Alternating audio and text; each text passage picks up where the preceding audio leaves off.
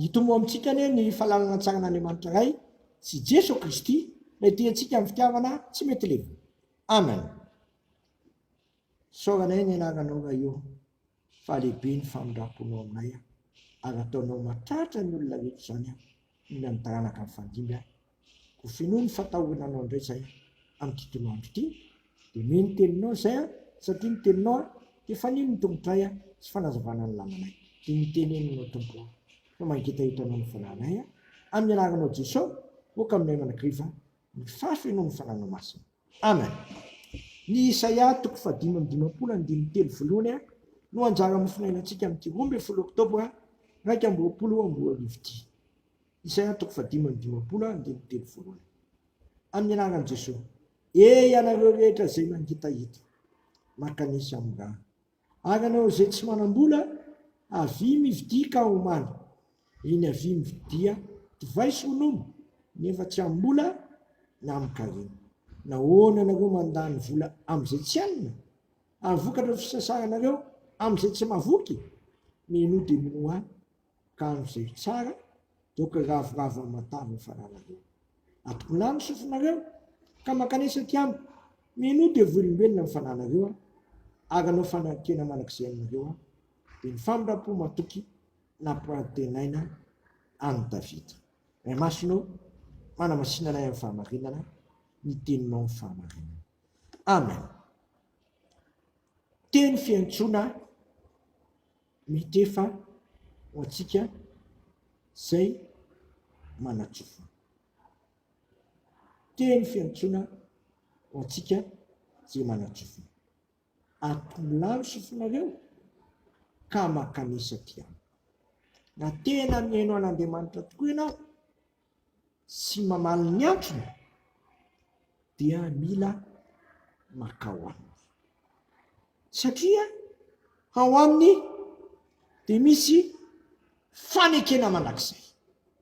Ao aminy dia misy fanekena manakizay.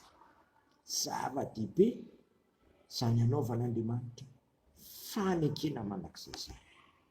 Satria tiany ianao olona ary tiany koa izy ho Andriamanitsika. Zay mantsy ilay fanekena zao Andriamanitra reo ary anareo oloko. Zany ny fanekena tiana ataon'Andriamanitra antsika ary fanekena manakizay. Mamelombelona ny fanahy zany, mampiravoravo ny fo zany, ary indrindra mahabe fanantenany zany. Dina amin'izao fahasiranana mijady ny isam-baravarana sy ny isatokantrano zao. Jesosy raha teo efa niteny hoe makanesa ty amiko ianareo zay miasa fatana sy mavesaketana fa izaho no hanome anareo fitsarana. Jesosy raha teo koa efa nanendriny ny ataony hoe fanekena vaovao tamin'ny nandatsahany rany ny famelan-keloka ho an'ny maro. Eto sokatra midanadana ao antsika ny varavarany lanitra. Sokatra midanadana ao antsika ny vavadiny lanitra. Sokatra ao antsika ny fon'Andriamanitra. Dia tsy hamaly zany antson'Andriamanitra zany ve zasy ianao? Tsy hanantona azy itsika. Izy mihitsy manasa antsika hanantona azy. Hanaova ny fanekena manakizay ka mitiandra mihitsy. Aza manitsy tadiny zasy ianao. Aza manana fonao zasy ianao. Faokisika hanantona ny tompony. Fa manantona azy sika dia izy koa no hanantona antsika. Zay ny volazan'ny epistiliny Jakoba, manatona ianareo dia hanantona anareo aho. Nao vakiana mihitsy zay epistiliny Jakoba zay. Jakoba 2:4. Mantona an'Andriamanitra dia hanantona anareo izy. Diovy ny tananareo mpanota ary ataovy madio ny fonareo miporosaina. Zava-dehibe ny hanantona antsika ny tompo. Ny fanasan'ny tompo dia fanasana tongotra. Jesosy efa niteny raha tsy ho sasaka ianao dia tsy mahazo anjara ho amiko. Dia Isaia 5:5 dia atao mandritra teny melohany andraisana fanasana tompo. Ianareo izay mangetaheta makanisy amin'ny rano. ary anareo zay tsy manam-bola avy mividika homana eny avy mividy divay sonolo a nefa tsy ambolana ny karena nahoany anareo mandany vola am'izay tsy alina any vokatra ny fisasaranareo am'izay tsy mahavoky mino de mino a ka am'izay tsara de oko ravoravo amatavy ny fananareo a atolany sofonareo ka makanisa ty amiko a mino de velombelona ny fananareo a ary anao fanekena mandrakizay aminareo a ianareo oloko ary zao Andriamanitra reo teo am'izany tokoa ane ny fiainako sy ny fiainanao ka tsy atahotra ny fahaseranantsika amin'ny tontolo andro ity ny nambara-piavin'ny tompo satria olontsika ary izy raha teo hoe ny zanako sy ny asan'ny tanako teo ka titikany ary Jesosy teo efa miteny makanisa ty amiko fa izany amin'ny ianareo fitsarana ko apetra ho amin'ny fanahinao rehetra aza miady rery fa ny tompo tera iara-miady aminao ary iara-miady amin'ny tompo ianao de ataony manoatra ny mpandresy satria izy ty atsika amin'ny fitiavana manakizay ary fanekena manakizay raha teo ho tanterany amintsika ary ty Isaia 1:15 andininy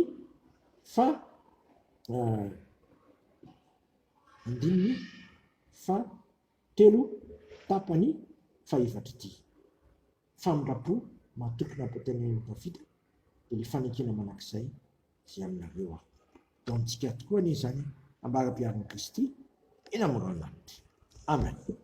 Sotranao zay raha eo noho ny am'izany teny mamy zay nataonao mipaka ao am-pona ilalina izany tsy andalo fotsiny aminay anie zany fa azo laka sy faka ao am-ponay ka tonga anay ananan'hery sy fahirezana androfonay bebe koa amin'ny fanomponanao akana amin'izy amin'izay fa ianao no manana ny teny firenena manakizay ny zanako raha teo ny teny makanisa ty amiko dia anantona anao zay ka sa hivavaka hoe ainay zay ny an-danitra masina ane ny naranao tonga ane ny fanjakanao atao ane ny sitraponao dia tany tahaka ny an-danitra meny aniny amina saso anay amin'ny mamilany elokay tahaka na melana zay midika taminay iza mitondra anay fakapana fa manafanay amin'ny ratsy manao fanjakana sy ny hery ary voninahitra manakizay amen.